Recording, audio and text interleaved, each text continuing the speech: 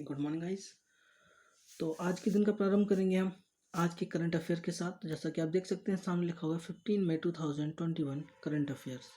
तो चलिए स्टार्ट करते हैं करंट अफेयर्स को।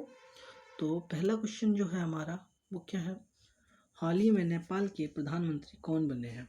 तो आप सभी को पता होगा कि पहले जो नेपाल में प्रधानमंत्री थे वही फिर से दोबारा से यहाँ पे प्रधानमंत्री बने हैं। ये हैं केपी शर्मा ओली। केपी शर्मा ओली इनका नाम है, जो कि फिर से नेपाल के प्रधानमंत्री बने हैं। नेपाल की कैपिटल आपको पता है काठमांडू, और यहाँ के जो पीएम हैं अब वो केपी शर्मा ओली बन गए हैं। यहाँ प्रेसिडेंट कौन है, तो वो हैं विद्या देवी भंडारी, यहाँ की प्रेसिडेंट हैं। और उसी के साथ एक और एक्स्ट्रा क्वेश्चन, नेपाल की जो संसद है उसका क्या नाम है। तो नेपाल की जो संसद है उसे हम राष्ट्रीय पंचायत कहते हैं। क्या कहते हैं? राष्ट्रीय पंचायत। नेपाल की संसद का नाम नेशनल पंचायत यानी राष्ट्रीय पंचायत के नाम से जानते हैं। चलिए नेक्स्ट क्वेश्चन की तरफ चलते हैं। किस भारतीय ने अपने जैव विविधता गलियारे के लिए व्हिटली अवार्ड 2021 से 21 जीता है।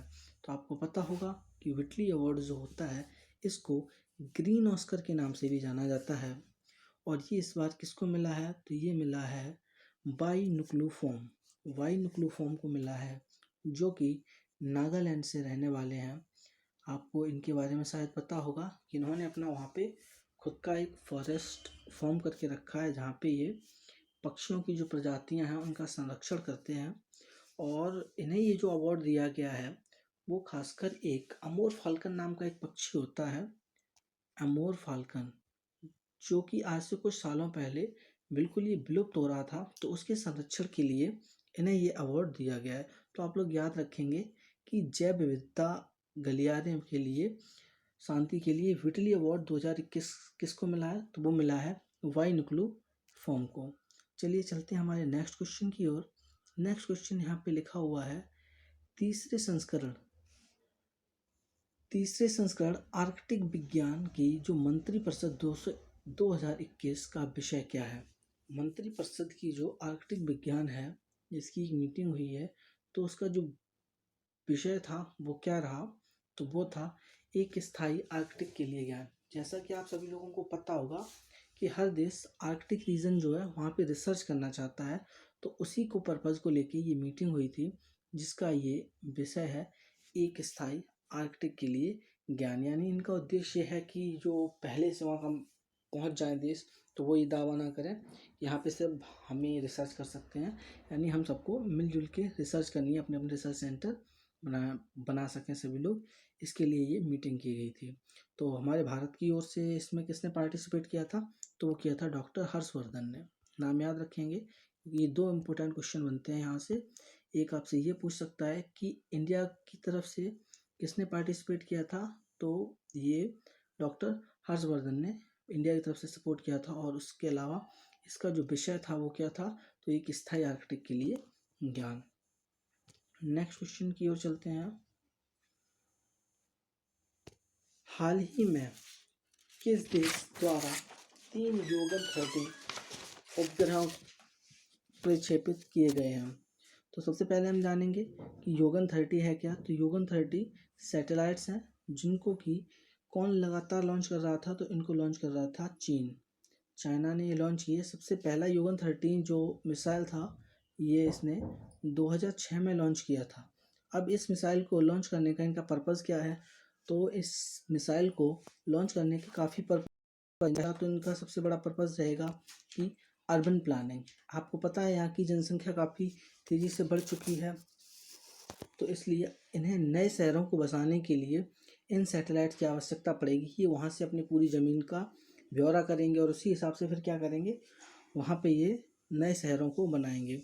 उसके अलावा सेकंड पॉइंट बनता है यहाँ पे रोड नेटवर्किंग। यानी कि अब जनसंख्या ज़्यादा है तो ये या फिर एक शहर से दूसरे शहर जाने के लिए अच्छे रोड नेटवर्क की भी आवश्यकता पड़ेगी, तो वो भी ये करेंगे। और तीसरा आप सभी जानते हैं अच्छे से कि आपदा भविष्यवाणी की, यदि कोई नेचुरल डिजास्टर या प्राकृतिक आपदा आने वाली है तो इसकी फोरकास्टिंग ये पहले से ही करेंगे। तो इसका आंसर क्या है? इसका आंसर आपका है चीन। ठीक है, चीन ने हाल ही में क्या किया है? 3 योगन 30 जो मिसाइल्स हैं उनको प्रक्षेपित किया है। अब एडिशनल नॉलेज देख लेते हैं इस क्वेश्चन के बारे में। तो इनकी हम संसदों के नाम भी देख लेते हैं। तो इजराइल की जो संसद है उसका नाम है नेसेट। क्या नाम है? नेसेट। चीन की संसद को क्या कहते हैं? चीन की संसद का नाम है नेशनल पीपुल्स कांग्रेस। क्या नाम है? National People's Congress. People's Congress. USA की जो संसद है उसको क्या बोलते हैं? तो यूएसए की संसद को कांग्रेस बोलते हैं। क्या बोलते हैं? कांग्रेस। सारी चीज़ों को हम नोट करते जाएंगे क्योंकि आपकी स्टैटिक जीके के पर्पज से काफ़ी इम्पोर्टेंट है। तो इसकी संसद को, यूएसए की संसद को कांग्रेस बोलते हैं। रूस की संसद को क्या बोला जाता है? रूस की संसद को बोलते हैं ड्यूमा। क्या नाम है इसका? ड्यूमा। ड्यूमा के नाम से इसको जानते हैं, किसकी? रूस की संसद को। अब यहाँ हमने संसद को देख लिया। अब देख लेते हैं कि यहाँ पे इस टाइम पे किसका शासन चल रहा है। जैसे कि इजराइल में पीएम कौन है? तो यहाँ पे इजराइल में पीएम है इस टाइम पे बेंजामिन नेतान्याहू। कौन है? बेंजामिन नेतान्याहू है यहाँ के पीएम। और यहाँ की कैपिटल है वो क्या है? जेरूसलम। चीन की कैपिटल आपको पता है बीजिंग है। तो यहाँ पे किसी सरकार है? तो यहाँ पे शी जिनपिंग की सरकार है। यूएसए में जो बाइडन की सरकार है और यहाँ की कैपिटल क्या है? वॉशिंगटन डीसी यहाँ की कैपिटल है। रूस में व्लादिमीर पुतिन की सरकार है और यहाँ की कैपिटल क्या है रूस की? तो रूस की कैपिटल है मॉस्को। नेक्स्ट देखते हैं क्वेश्चन की ओर चलते हैं। अभी इस क्वेश्चन को अच्छे से पढ़ लिया है। आई थिंक कोई भी इससे रिलेटेड क्वेश्चन नहीं बचा है इस क्वेश्चन में। आगे देखते हैं नेक्स्ट क्वेश्चन को। तो नेक्स्ट क्वेश्चन है, भारत में उत्तर पूर्वी क्षेत्र में ऑक्सीजन उत्पादन संयंत्र प्रदान करने के लिए किस देश ने संयुक्त राष्ट्र विकास कार्यक्रम यूएनडीपी जिसे बोलते हैं यूएनडीपी संयुक्त राष्ट्र विकास कार्यक्रम के साथ भागीदारी की है? तो ये कौन सा देश है? ऑप्शन की तरफ चलते हैं। तो ये ऑप्शन में पहला ऑप्शन है यूएई, दूसरा कतर, तीसरा जापान, चौथा फ्रांस। तो इसका हमारा आंसर होगा जापान। यानी जापान के साथ में ये एग्रीमेंट किया गया है। एडिशनल नॉलेज देख लेते हैं इस क्वेश्चन के बारे में। तो यूएनडीपी संयुक्त राष्ट्र विकास कार्यक्रम, इसकी स्थापना कब हुई है? इसकी स्थापना 1965 में हुई है। और इसका हेडक्वार्टर कहाँ है यूएनडीपी का? तो इसका हेडक्वार्टर न्यूयॉर्क सिटी में है।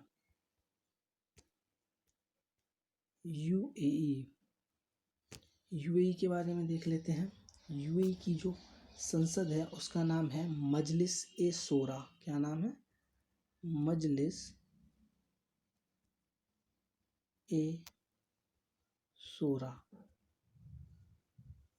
मजलिस ए शोरा के नाम से यूएई की संसद को जाना जाता है। और यूएई की कैपिटल क्या है? तो यूएई की कैपिटल अबू धाबी है। और यहाँ के पीएम कौन है? तो पीएम का नाम है मोहम्मद बिन राशिद अल मखतूम। मैं लिखता हूँ एक बार नाम, मोहम्मद बिन कासिम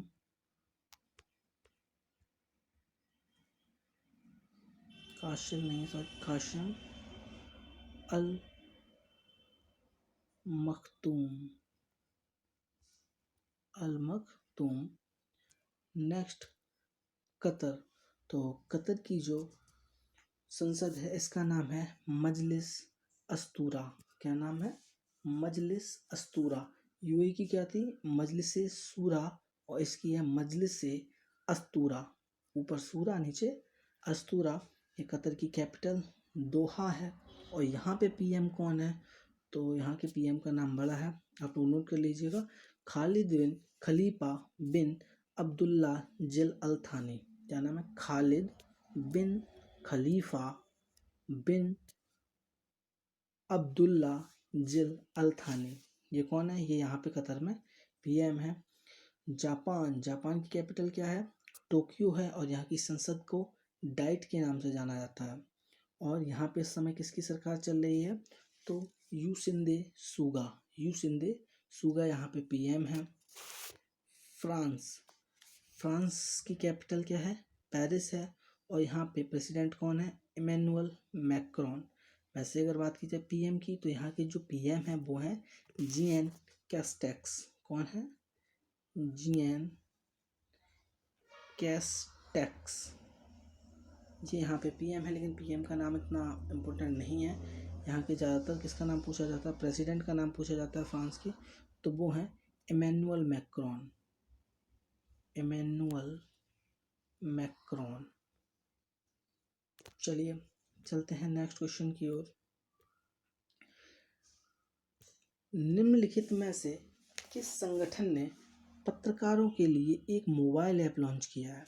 यानी कि आपको पता है कोविड-19 का टाइम चल रहा है, तो ऐसे दौर में पत्रकारों के लिए एक मोबाइल ऐप लॉन्च किया है। तो ये किसने किया है? ये किया है हमारे सुप्रीम कोर्ट ने।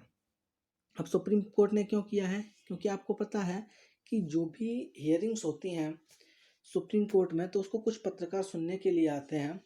तो इसीलिए इन्होंने ये एप्लीकेशन जो है वो लॉन्च किया है, ताकि जितनी भी सुप्रीम कोर्ट की हेयरिंग्स हैं उनको पत्रकार अपने घर से बैठ के सुन सकें, ताकि स्टे सेफ का जो उनका मोटिव है वो बना रहे।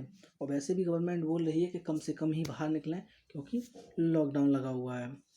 तो सुप्रीम कोर्ट के बारे में थोड़ा सा जान लेते हैं। तो सुप्रीम कोर्ट की स्थापना कब हुई है? तो सुप्रीम कोर्ट की स्थापना न्यू दिल्ली में है सुप्रीम कोर्ट, और इसकी स्थापना 1950 में हुई थी। इसके इस टाइम पे सीजेआई कौन है? सीजेआई इस टाइम इसके सीजेआई कौन है? एनवी रमना है। अब आपको बताना ये है कमेंट करके कि जो एनवी रमना है ये कौन से नंबर के सीजेआई बने हैं? डीआरडीओ, पहला ऑप्शन है डीआरडीओ। इसका फिलहाल आंसर आप समझ गए होंगे कि थर्ड है सुप्रीम कोर्ट 1950 स्थापना सीजेआई एनवी रमना है। आपको बताना है कि ये कौन से नंबर के सीजेआई बने हैं। डीआरडीओ के बारे में थोड़ा लेते हैं। डीआरडीओ के बारे में मैंने पहले ही बताया था कि डीआरडीओ का जो हेडक्वार्टर है वो कहाँ है? न्यू दिल्ली में है। आरबीआई का हेडक्वार्टर मुंबई में है। नीति आयोग का मुख्यालय न्यू दिल्ली में है। डीआरडीओ 1958 में इस्टेब्लिश्ड हुआ, और इस टाइम इसके जो प्रेसिडेंट हैं या अध्यक्ष हैं वो कौन है? जीएस सतीश रेड्डी हैं। सुप्रीम कोर्ट के बारे में बता दिया है। आरबीआई की स्थापना 1935 में हुई थी 1934 के एक्ट के तहत, और इसके जो इस टाइम पे गवर्नर हैं वो कौन है? शक्तिकांत दास इसके गवर्नर हैं आरबीआई के। अब स्पेशली थोड़ा सा नीति आयोग के बारे में देख लेते हैं, इससे रिलेटेड क्वेश्चन अक्सर कर एग्जाम में बन जाते हैं। तो नीति आयोग के बारे में मैंने बता दिया कि ये कहाँ पे हेडक्वार्टर इसका न्यू दिल्ली में है। नीति आयोग की स्थापना कब हुई है? 1 जनवरी 2015 में हुई है। पहले नीति आयोग का नाम क्या था? तो इसको पहले योजना आयोग बोलते थे। इसका जो चेयरपर्सन होता है, अध्यक्ष होता है, वो कौन होता है? खुद प्राइम मिनिस्टर होता है इसका चेयरपर्सन। और वाइस चेयरमैन कौन है इसका? तो वाइस चेयरमैन है इसके राजीव कुमार इसके वाइस चेयरमैन हैं। और इस टाइम पे नीति आयोग के जो सीईओ हैं वो कौन है? तो सीईओ हैं अमिताभ कांत। चलिए नेक्स्ट क्वेश्चन की ओर चलते हैं।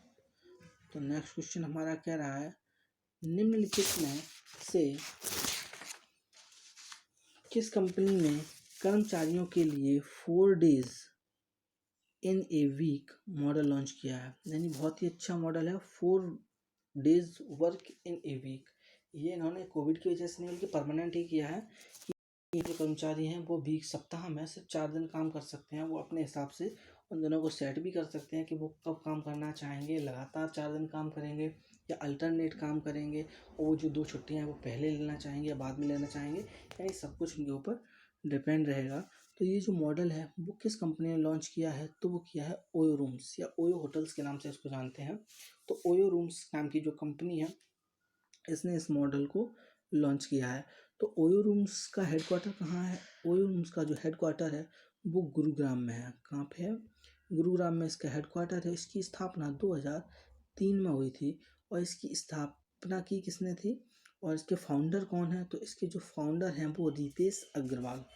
ये रितेश अग्रवाल जो हैं ये भारत के सबसे कम उम्र में बिलीनियर बनने वाले व्यक्ति हैं, जो मात्र 26 वर्ष की उम्र में बिलीनियर बन गए। और ये कंपनी बहुत तेज़ी से तरक्की कर रही है और आज बुलंदियों पे छाई हुई है। और वो कंपनी कौन सी है? तो वो ओयो रूम्स है। स्विगी की स्थापना 2014 में हुई थी और इसका हेडक्वार्टर बेंगलोर में है। जोमेटो की स्थापना 2008 में हुई थी। 2008 में हुई है आपकी जोमेटो की स्थापना और इसका जो हेडक्वार्टर है ये भी कहाँ है? ये गुरुग्राम में ही है इसका हेडक्वार्टर जोमेटो का। और इसके सीईओ और एमडी कौन है? तो वो हैं दीपेंद्र गोयल, या फाउंडर भी इनको बोलते हैं। ये कौन है? दीपेंद्र गोयल हैं। रिलायंस के बारे में कल मैंने आपको विस्तार में बताया था कि मुकेश अंबानी है, 2006 की कंपनी है ये। आगे देखते हैं HDFC बैंक। HDFC बैंक ने भविष्यवाणी की है कि वित्तीय वर्ष 2022, यहाँ पे 22 नहीं 2022 है, के लिए भारत की विकास की दर कितने प्रतिशत होगी? तो इसका ऑप्शन है 10%। पहले थोड़ी ज़्यादा बताई थी लेकिन जो ये अभी कोरोना पैंडेमिक की वजह से इसको थोड़ा कम कर दिया गया है। अभी 10% निर्धारित की गई है।